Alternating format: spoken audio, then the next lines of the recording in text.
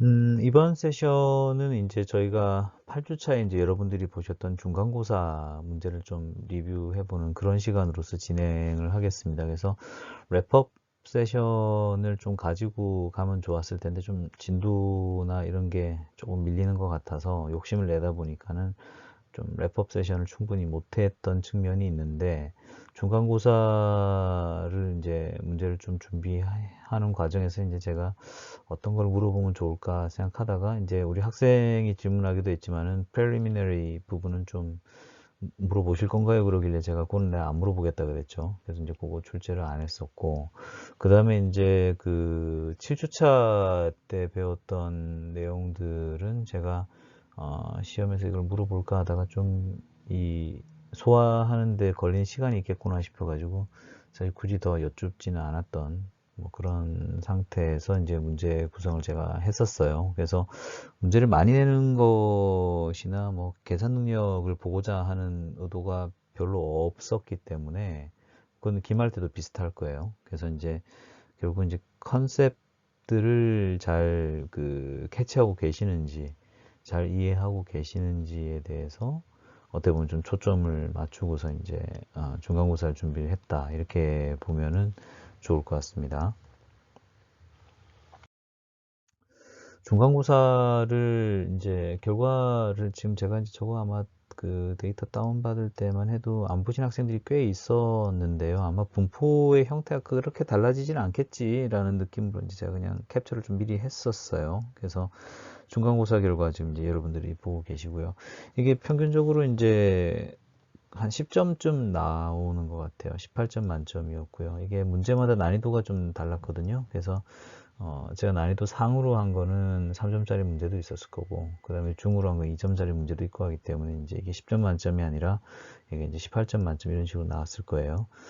표준 편차는 한 5점 정도 됐던 것 같고, 메디안이 한 11 정도 나오네요. 그래서 전체적으로 그 제가 생각하기에는 이게 점수를 보면 알 수 있지만은 대략 뭐 한 절반 정도 내진 절반 이상의 학생들은 그래도 절반 이상의 내용은 이해를 하면서 따라가는구나 정도의 느낌을 받을 수가 있었고, 그 다음에 이제 처음 접하는 용어들이나 처음 보는 컨셉들이 아마 많았을 가능성이 큰데, 그런 거를 생각해 본다 그러면 적어도 한 13, 14점 이상 받는 학생들은 그래도 이 대강은 이해를 하고 지금 이 수업을 가고 있으실 텐데, 그런 거 생각해 보면 뭐 고무적인 측면도 있다 이런 부분이 있을 거고, 이제 좀 패테일이죠. 5점, 3점 이렇게 좀 약간 점수 안 좋으신 분들이 이제 한두 분씩 계시는데, 어, 아쉬움이 좀 있습니다만은 이제 아마 그런 분들 같은 경우는 겁을 지레 집어먹지 않았을까 하는 생각이 첫 번째로 좀 있고요. 그 다음에 두 번째 운이 좀 안 좋아서 가능성이 있죠. 왜냐면 이게 지금 객관식으로 다 나왔기 때문에 사실 모르는 상태에서 왕창 찍는다고 해도 사실은 점수가 더 나올 수도 있었을 텐데 이제 불운의 결과가 겹치면서 1, 2, 3점 이렇게밖에 못 받으셨을 수도 있어요. 근데 뭐 별로 실망하실 필요 없습니다. 왜냐하면 이게 전체 우리 평가 비중에서 중간고사가 10%밖에 안 되기 때문에 이거 잘 풀어봤자 결국은 결석 안 하는 거, 결석 한번 하면 다 날라갑니다. 그러니까 잘 들으시고 잘 따라오는 게 중요한 거니까 크게 부담 없이 가면 좋을 것 같아요. 예, 그래서 여러분들의 어떤 성취도 내지는 현재 이제 이해하신 정도를 이제 이 자료를 통해서 제가 좀 볼 수가 있었고, 문제별로 이제 정답률을 좀 따져봤더니, 이게 이제 아마 여러분들한테 제시될 때는 제가 알기로는, 제가 이제 학생 아이디로는 제가 이걸 본 적이 없고, 이제 저는 강사 입장에서는 이제 테스트로만 보이거든요. 근데 이제 아마도 이게 문제 셔플돼서 나갈 거예요. 그 다음에 그 답안도 셔플돼서 나오고 뭐 이럴 거기 때문에, 문제의 순서나 이런 것들이 뭐 난이도 순서나 그런 건 아니고, 그냥 제가 이제 그 출제했었던 10문제, 10개의 문제 순서라고 보면 되거든요. 근데 보면 이제 희한하게 이제 문제 1, 2, 3번이 좀 정답률이 좀 낮았던 상황이라서 해당 개념에 대해서는 한번 좀 리뷰를 하고 가야겠구나라는 생각을 했었고, 그 외의 경우에는 아마 대충 한 80%, 한 70%, 80% 정도는 맞추시는 것 같아요. 그래서 5명의 학생 중에 한 4명 정도는 그래도 이번 학기 중에 제가 말씀드리는 부분들을 캐치를 하면서 가고 계시는구나라는 생각이 들어서 저 개인적으로는 굉장히 고무적인 내용이었습니다. 예, 그러니까 즉 잘 보셨다는 얘기예요. 잘 보셨다는 얘기고 이제 일부 좀 어려운 부분들은 우리가 보완하면 되니까 그래서 이제 지금 제가 기도했던 대로 일단 수업은 진행되고 있다라는 어떤 그런 감각으로 지금 보고 있어요. 효용함수의 특성에 대해서 사실 물어봤던 게 이제 첫 번째의 그 슬라이드, 첫 번째 문제였죠. 이게 이제 조금 아마 어렵게 느껴지셨던 것 같고요. 그래서 지금 이제 그 보게 되면 결국 이게 사실 해당 슬라이드를 보게 되면 이제 금방 캐치할 수 있긴 했었는데 에로가 제시했었던 이제 효용함수 특성으로서 이걸 이제 가만히 보게 되면 결국은 그 만족 다다익선 투자자이기 때문에 U''이 양의 값을 뜰 것이다 라는 걸 우리가 알 수 있고 그 다음에 위험 회피를 가기 때문에 이제 그 효용함수의 모양 자체가 어떻게 보면 이제 오목하게 컨벡스한 형태를 띌 거다라는 것까지는 아마 쉽게 아셨을 것 같고 그 다음에 이제 좀 나중에 튀어나온 개념이죠. 상대 위험 회피하고 절대 위험 회피라는 개념을 저희가 이제 그 중간고사 전에 배웠었잖아요. 그래서 에로가 제시했던 거는 이제 다라라고 그래서 이제 decreasing absolute risk aversion이었거든요. 그래서 4번을 이제 제시를 했었어요. 근데 이제 실제 여기서 제시됐던 거는 정답은 이제 3번이었죠. 그게 이제 상대 위험 회피에 대해서 사실 이제 에로가 그 생각했던 효용함수의 특성은 아니었던 거고요. 그 다음에 이제 파워 유틸리티 펑션으로서 이제 한번 제시됐던 게 어떻게 보면 이제 5번이 약간 좀 함정에 가까웠었는데 5번 같은 경우는 이제 이게 보게 되면은 효용함수의 특성으로서 이제 결국은 그 일정한 상대 위험 회피를 가지고 있긴 한데 절대 위험 회피로 가게 되면 이제 나누기 W가 붙게 돼요. 결국 그래서 이제 부의 크기가 커짐에 따라 가지고서 이제 그 감소하는 절대 위험 회피를 갖게 된다라는 개념이었기 때문에 결국 이제 3번이 정답이 되는 거였는데 아마 5번하고 3번 사이에 고민 많이 하시지 않았을까 하는 생각이고요.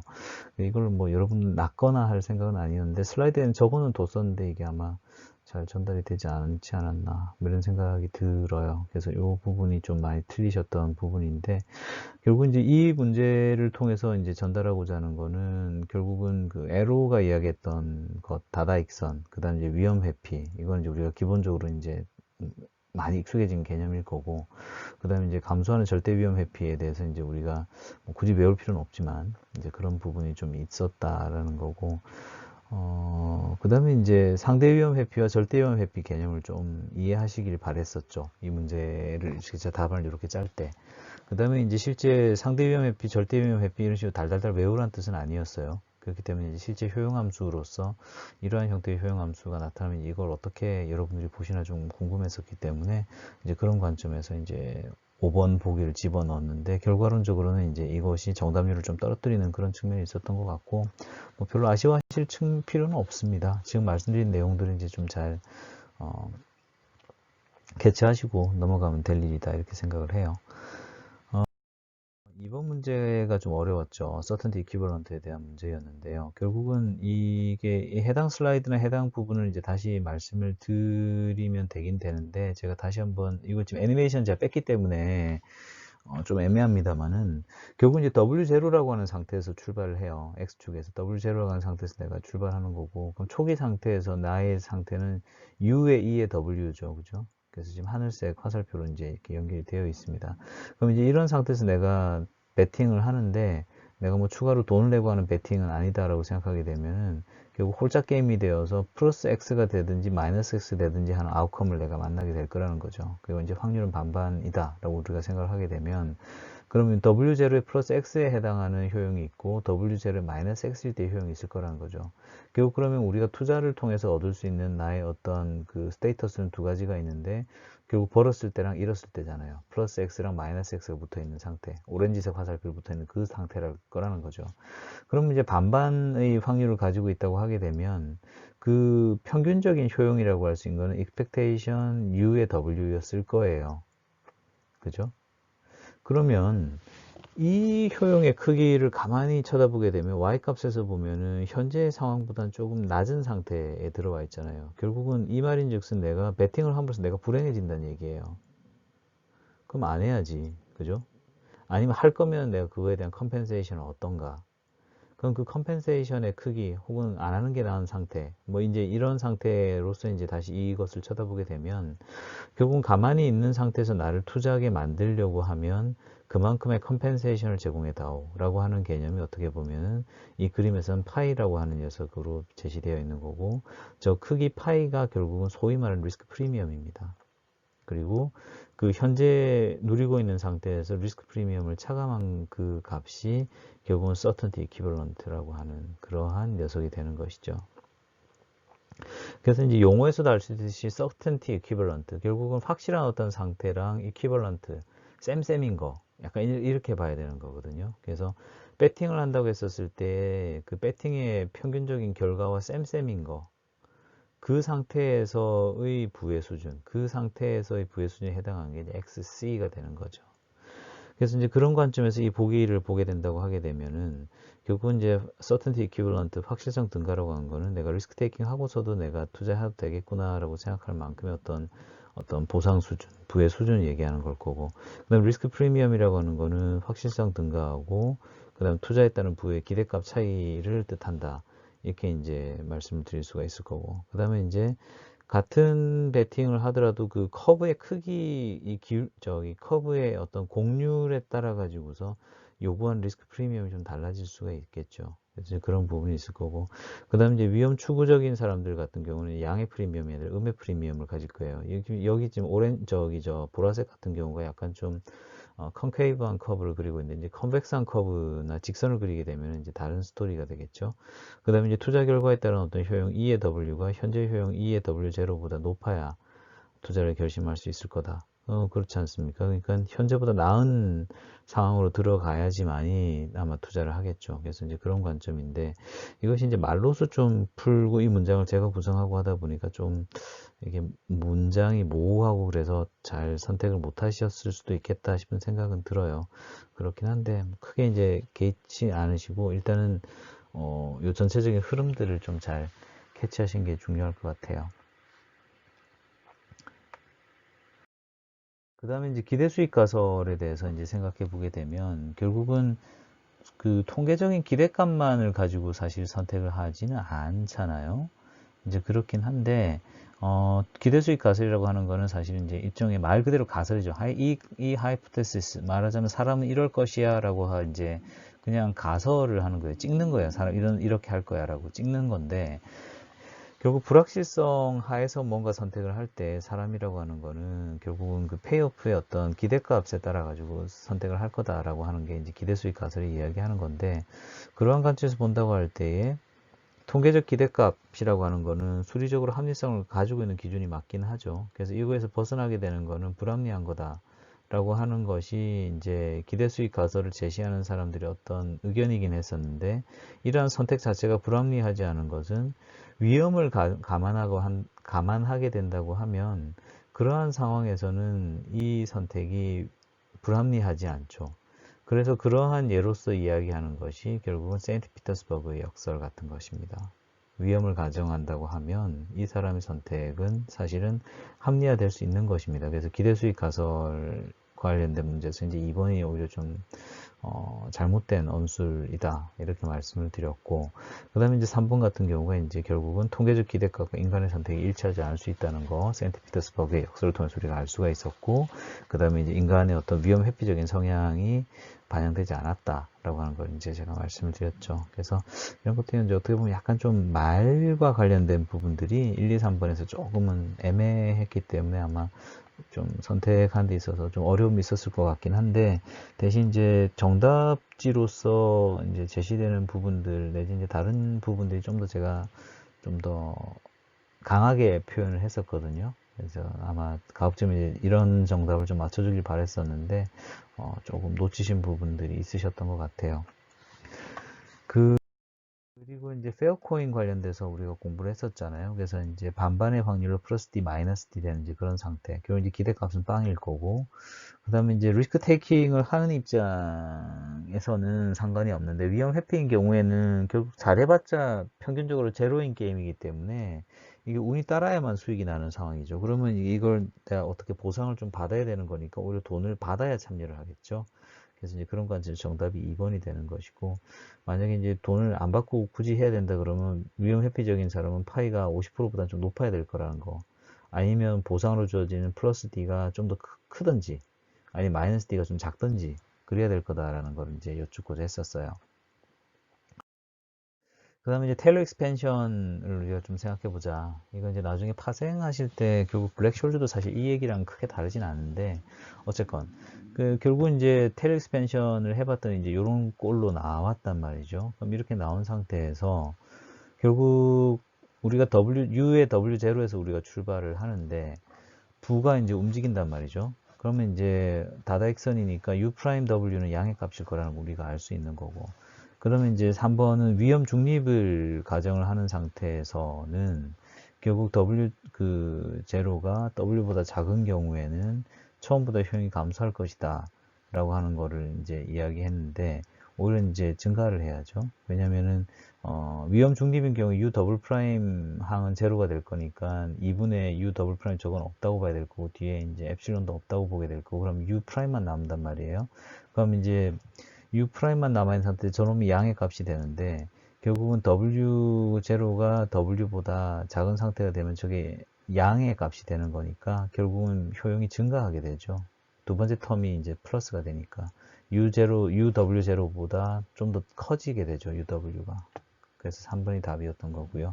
그 다음 이제 리스크 어버전을 감안하면은 U 더블 프라임 W는 마이너스 값이 나온 게 맞고, 그 다음에 이제 expectation U의 W-W0 0인 상태를 가정한다 라고 하게 될 때는 결국 이제 그런 상태에서는 결국 우리가 생각할 수 있는 거는 결국은 우리가 기대하는 거는 결국은 이제 위험 회피랑 부의 변동성, 결국 이제 세컨 오더 텀이라고 할 수 있는 U 더블 프라임 텀에 의해 가지고서 이제 어떤 그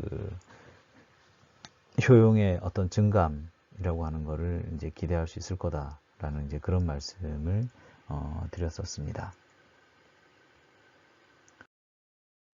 그 다음에 이제 폰 노이만 모건스탄 레셔널리티에 대해서 이제 여쭤봤었어요. 이것은 이제 거의 데피니션에 가까워요. 왜냐면 액시엄들은 공리로서 이제 사실 이분들이 제시한 거기 때문에 이제 슬라이드를 보고서 찾으셨으면 되는데, 첫 번째가 이제 선호 관계에서 이제 이게 말하자면 이제 일관성 있게 돼야 된다는 건데, 왜 톰, 제리, 스파이크 이렇게 나오는 슬라이드 기억나세요? 그러니까 얘네들 관계가 서로 물고 물리거나 빙빙빙 돌거나 왔다 갔다 하게 되면은 이게 어떻게 보면 좀 합리적이거나 일관성이 있는 효용이 선호 관계가 아니기 때문에 그때는 다룰 수가 없어요. 폰 노이만이 이야기하는 소위 말하는 기술적 효용으로서 볼 수가 없는 거죠. 그래서 이제 그런 상태에서는 선호의 어떤 우열이 있다. 이제 그런 상태에서 나머지는 이제 순환적인 관계 허용되지 않는다. 역전이 일어나지 않는다. 이런 얘기들 좀 드렸고, 그 다음에 이제 두 선택이 있을 때 중간 수준의 선호가 존재한 걸 허용하죠. 그 다음에 이제 우열 내진 대등한 선호가 이제 허용되죠. 그래서 이런 것들이 어떻게 보면 액시엄으로서 제시가 됐었던 부분들이니까 해당 슬라이드를 보면 됐었는데 아마 좀 헷갈리신 분들도 있으셨던 것 같아요. 그 다음에 7번 문제 같은 경우는 결국 이제 에셋 프라이싱을 하는 과정에서 불확실성이 있는 페이오프를 우리가 만나면 어떤 식으로 대응할 수 있느냐를 이제 물어봤던 거였거든요. 그래서 어떻게 보면은 5번은 전혀 엉뚱맞은 매크로 이코노미 공부할 때 배우는 건데 이제 그 얘기가 나왔던 거고요. 1, 2, 3, 4를 제가 슬라이드를 통해서 말씀드렸었어요. 추가 금리를 적용해 디스카운트 레이스를 좀 높여서 불확실성이 있을 때는 좀 더 자산 가격을 낮게 형성시키든지 아니면 아웃컴 자체를 좀 줄여버리든지, 2번이 그 얘기고, 아니면 컨틴전트 클레임 이용해서 분석해 보든지 아니면 마틴게일 이용해서 확률을 좀 어떻게 조정하든지 이런 식으로 해서 이제 프라이싱을 해봐야 된다는 그런 얘기였습니다. 그래서 해당 슬라이드를 아마 보셨으면은 쿠폰의 크기가 들쭉날쭉하는 그러한 상황에서 어떻게 되는지를 알 수 있을 거예요. 8번 문제는 베르누이 효용 함수 얘기였죠. 그래서 베르누이 효용 함수를 통해서 뭐 예컨대 로그 함수 같은 형태의 꼴을 하고 있지 않을까라고 이제 베르누이가 이야기를 한 건데, 결국 그러한 상태에서는 볼록한 모양이 아니라 이제 오목한 모양이죠. 컨케이브한 형태의 효용 함수 형태를 띌 거고, 그 외에 이제 우상향할 것이다라는 거. 그 다음에 이제 소비 수준이 변동하는 것보다 일정 수준이 효용된 것이 더 선호할 거다. 즉, 이 모양 자체가 컨케이브하기 때문에, 이왜 그 구내식당 계속 먹을래 굶었다가 고기 먹었다, 굶었다 고기 먹었다 이럴래, 이제 뭐 그런 거 예로 한번 들었던 거 기억나세요? 이제 그게 이제 4번에 대한 이야기인 거고, 한계효용 체감하는 것들도 이제 같이 이야기가 되는, 그게 다 이제 결국은 컨케이브한 형태, U의 더블 프라임이 네거티브인 형태, 이제 그런 거를 이제 보여주는 거죠. 그래서 이제 그런 형태로서 베르누이 효용 함수가 어떻게 보면 인간의 효용이라고 하는 것에 대해서 나름의 어떤 가설을 이제 제기를 한 거죠. 그리고 이제 그 프레임 안에서 파이낸스의 논의들이 이루어지고 있는 겁니다. 그 다음에 이제 샤프 레이시오에 대해서 우리가 이제 공부를 했었는데요. 기억이 나실지 모르겠습니다. 가장 직관적인 형태로 우리가 이제 어떻게 보면 리스크와 리워드를 따져보는 어떤 그러한 어떤 그 매저였죠. 그래서 그 평균 분산 지배 관계로 설명되지 않는 어떤 그런 상황들에서 평균적으로 이제 이 자산들의 어떤 우열을 비교할 때 리스크 대비 리턴이 어떤지를 볼 때 이제 사용하기가 좋은 그런 녀석이고, 그 다음에 타임 베링하는 측면이 좀 있죠. 만약 1년 내내 빠지는 장을 만나게 되면은 그런 상황에서는 샤프 레이시오 계산해 보면 마이너스 나와요. 그다음에 펀드 성과 지표로서도 많이 써요. 그래서 저기 나중에 투자해 보시게 되면, 혹은 자산운용사 관심 있으신 분들은 자산운용사 가서 뭐 운용 보고서나 이런 거 보시면은 샤프 레이시오 계산해 놓은 거 보실 수가 있을 거예요. 그다음에 이제 그 위험 대비 수익률, 리스크 대비 리워드에 대해서는 가장 어떻게 보면 직관적인 그런 지표로서의 의미가 있죠. 그래서 윌리엄 샤프의 어떤 업적으로서 샤프 레이시오를 우리가 이제 계산을 하고, 후세 사람들이 이제 투자 자산의 우열을 비교할 때에 굉장히 보편적으로 사용을 하고 있습니다. 그리고 이제 평균 분산 지배에 대해서 여쭤봤었죠. 어, 그림상으로 이제 오른쪽입니다. 이제 문제 3 아래쪽에 있었을 텐데, 이제 표에서 이제 각각 50% 확률로 호황이랑 불황이 온다고 하면, 이제 가상의 페어코인 ABC를 던져가지고서 이제 ABC가 각각 이제 호황이 됐든 불황이 됐든 할 거라는 거죠. 그럼 이제 그런 상태에서 적절하지 않은 거. A랑 B를 비교해 보게 되면 호황이 왔었을 때랑 불황이 왔을 때 모두 B가 A보다 낫죠. 그래서 1번이 답이 됩니다. B는 A에 대해서 이제 지배관계에 있는 거고요. 그 외에 이제 2번 같은 경우는 지금 말씀드린 바와 같고, 3번 같은 경우는 사실은 이제 대박 아니면 쪽박이 이제 이런 케이스죠. 그죠? 그래서 이제 그런 부분 말씀드렸고, 4번이 이제 평균으로 따져보게 되면은 대박 쪽박인 코인 C가 괜찮아요. 그죠? 근데 이제 문제는 얘는 너무 편차가 심하기 때문에 위험, 즉 그 결과의 편차를 생각하게 되면 다른 갬블을 선택하는 것도 고려해 볼 수 있어요. 그 다음에 이제 샤프 레이시오 계산해 보게 되면은 B가 제일 높게 나올 거예요. 왜냐? 결국은 평균 나누기 표준 편차 한 값으로서 우리가 알 수가 있는데, 결국은 비슷한 그 표준 편차를 가진 A, B에서는 평균이 B가 훨씬 높고요. 그 다음에 이제 비슷한 평균을 가진 B와 C를 놓고 봤었을 때는 사실은 B가 더 낫죠. C가 훨씬 표준 편차가 크기 때문에. 그래서 이제 그런 관점에서 정답은 1번이 되게 됐습니다. 만점을 맞추신 학생들이 많으면 물론 좋았겠지만, 저로서는 그래도 적절하게 그 제가 생각하고 있는 컨셉들이 전달이 되고 있는 것 같다라는 생각을 했고, 여러분들이 만점 못 받으신 원인 중에 이제 제가 사실은 문장 구성이 좀 매끄럽지 못했기 때문에 오해하셨던 측면도 있을 거라서, 그런 부분들 생각하게 되면 뭐 결과 자체는 사실 우리 클래스 전체적으로 좀 고무적이다라는 생각이 들고, 이제 좀 두드러지게 이제 평균으로부터 좀 이탈해 있는 학생들 같은 경우는 한번 생각을 한번 해보셨으면 좋겠어요. 왜냐면 이게 생각보다 제가 말이 많아요.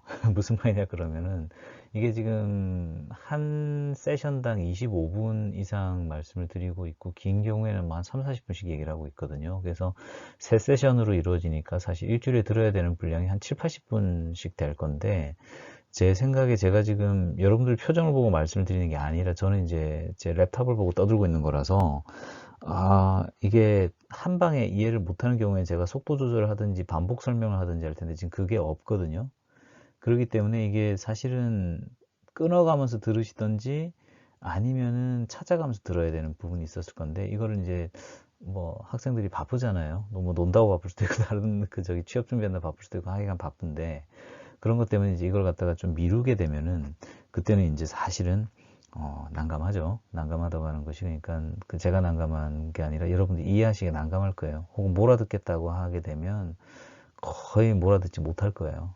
그래서 이게 비대면 강의이기 때문에 편하신 시간을 활용해서 공부를 하고 반복 학습을 하고 찾아가면서 듣고 하는 그런 장점이 우리한테 있는 거지 날로 먹기 좋다는 의미는 아니거든요. 그래서 뭐 몰아서 듣겠다라고 생각하고 이걸 미룬다든지 아니면은 뭐 내 유튜브는 열심히 공부를 하는데 나는 뭐 딴짓을 하고 있다든지 이러면은 사실은 입력이 잘 안 될 가능성이 큰데 제가 이제 그거에 대해서 크게 제가 근데 뭐 여러분을 블레임하거나 이 현재 상황에 대해서 불만이 없는 게 강의실에 앉아 있어도 뭐 몸은 어디에 있지만 마음은 콩밭에 가 있고 뭐 이런 경우들이 사실 많아요. 나도 학생 때 그랬기 때문에 결국 공부는 이제 자기가 하는 거거든요. 소위 말하는 자기주도 학습인 건데 저도 이제 석사, 박사 거치면서 사실 공부할 때 보면 자발성을 가지고 공부하는 거는 아무래도 뒤로 가면 뒤로 갈수록 자발성을 갖고 공부를 하게 돼요. 왜냐하면 이제 나이도 먹게 되고 나이를 먹게 되는 것만큼 공부를 하느라 내가 시간을 쓰는 것에 대한 어떤 기대 비용이 기회 비용이 올라가기 때문에 사실은 자발성을 가지지 않으면 이 공부를 끝까지 가기가 힘들어요. 그만큼 어른이 된 거죠, 그죠? 그래서 그런 측면이 있기 때문에 사실 젊은 여러분들이 이제 높은 집중력을 가지고서 잘 따라온다고 하면 그 사람이 난 사람이에요. 보통 사람이 아닌 거지. 그래서 그런 거에 대해서 제가 뭐 실망하거나 그러지 않으니까 그런 어떤 결과에 대해서 연연하지 않으셨으면 좋겠고. 그래서 지금 이제 좀 이런저런 조언 내지 당부를 자꾸 드린 이유가 뭐냐 그러면은 결국은 그런 거거든요. 그러니까 이제 지금 그 중간고사 앞부분에서 이해를 하고 있어야 중간고사 이후 부분들을 따라가기가 쉬우실 거예요. 지금 이제 우리가 9주차 첫 번째 세션을 먼저 지금 했었는데, 이제 거기서도 보게 되면 벌써 이제 앞에서 배웠던 개념들은 안다고 가정하고 막 벌써 막 다른 얘기들을 막 하고 있기 때문에 그런 거를 생각해 본다 그러면 사실 중간고사 앞부분에서 이해가 안 되는 부분이 있거나 그런 경우에는 좀 질문을 하거나 다시 듣기를 하거나 해서 이제 공부를 좀 해야 되는데 그런 부분들이 충분치 않으면 사실은 좀 고생할 수 있죠. 그래서 이제 그런 부분들이 좀 제가 다소 우려하는 부분이에요. 그렇긴 한데 뭐 잘 따라오실 걸 제가 믿어요. 잘 믿고 있기 때문에 그런 부분들은 제가 여러분들 믿고 가는 거고 어쨌건 이제 그런 관점에서 어쨌건 계속 좀 스터디를 해서 우리가 나가면 좋겠습니다. 일단 9주차 강의 여기까지 할게요. 지금 생각했던 것보다 앞 세션은 제가 시간 너무 많이 쓴 것 같아요. 그래서 이제 다음 시간에 이제 제가 리스크 어버전하고 포트폴리오에 대한 얘기를 조금 더 드릴 거고, 이어서 이제 이어지는 얘기들, 포트폴리오에 대한 얘기들을 아마 한 2, 3주 더 드리게 되지 않을까 이런 생각을 하고 있습니다. 들어주셔서 감사하고요. 중간고사 하시느라 고생했어요. 그리고 어쨌건 제가 생각한 것보다는 그래도 평균적으로는 잘 보셨다고 저는 생각하기 때문에 여러분들 격려해드리고 싶고, 어쨌건 또 아침 저녁으로 이제 춥습니다. 거의 이제 조만간 이제 이렇게 가면 조만간 이제 영화도 볼 것 같은데 2020년이 이렇게 정신없이 가고 있는데요. 여러분들 이제 20회 남짓 살아오셨잖아요. 30대 학생은 없을 거라고 보면, 그렇게 생각해 보면은 어쨌건 올해가 여러분들의 인생에서 어떻게 보면 굉장히 좀 전환점이 되는 혹은 이제 기억에 남는 한 해가 되지 않을까 하는 생각이 들어요. 그렇기 때문에 이제 저로서도 충실하게 준비를 할 테니까 여러분들도 이제 귀한 시간, 소중한 기념비적인 순간에 그 시간에 너 뭐 했어 했었을 때 나 이거 공부했어 라고 하는 걸로서 이 과목을 만나고 있는 거기 때문에 여러분들 모두에게도 좀 뜻깊은 시간이 될 수 있도록 저도 노력할 거고 여러분들께서 잘 따라오시면 좋겠습니다. 수고 많으셨고요. 다음 주에 뵙도록 하겠습니다. 고맙습니다.